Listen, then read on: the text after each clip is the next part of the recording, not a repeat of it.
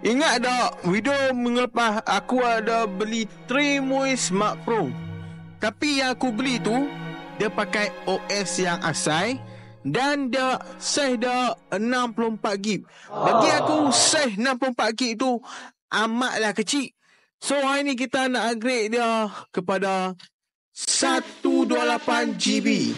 Tapi aku tak mau pakai yang OS Trimui asal dah, tapi aku nak tukar dia jadi upgrade dah jadi Crossmic guys. So apa tu lagi? Jom kita tengok video ni.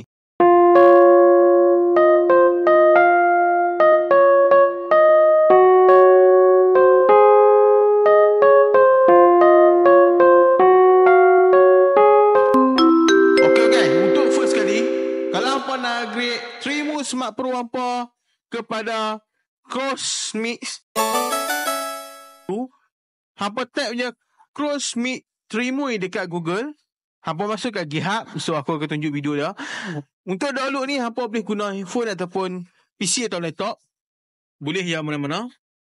Okey, tekan download, scroll bawah sampai dia naik satu benda. Kan Crossmic OS 1.3 ni. Download. Betul kita pergi ke step yang seterusnya. Step yang kedua, hampa perlukan laptop. First kali, masukkan memory card yang baru hampa beli tu menggunakan adapter. Kalau laptop hampa ada slot, pakai slot yang untuk masuk memory card yang baru.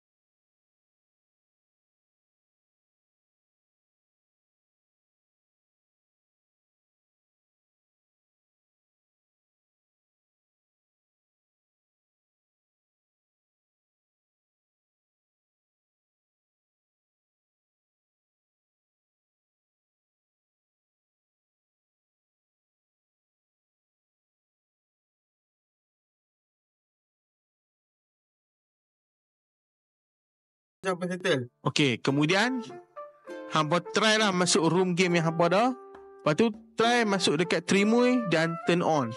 Time masuk tu hampa kena tunggu sekejap, bagi dia habis-habis dan voila. Apa istimewanya Crossmic ni? Crossmic ni kalau yang besar punya hampa tak ada satu benda ni, iaitu port master.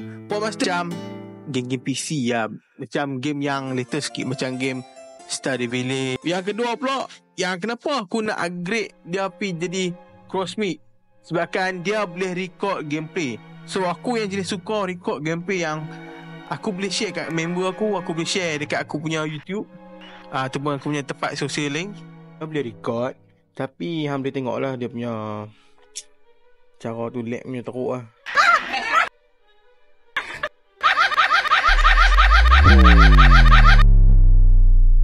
Kita tahu sendiri untuk Trimui ni dia punya spek tak cukup padu. Tapi mungkin kalau main game macam game GBA atau game lama-lama, mungkin dia tak lag macam ni lah kalau tak record. Aku tak tahu macam mana suara aku boleh hilang.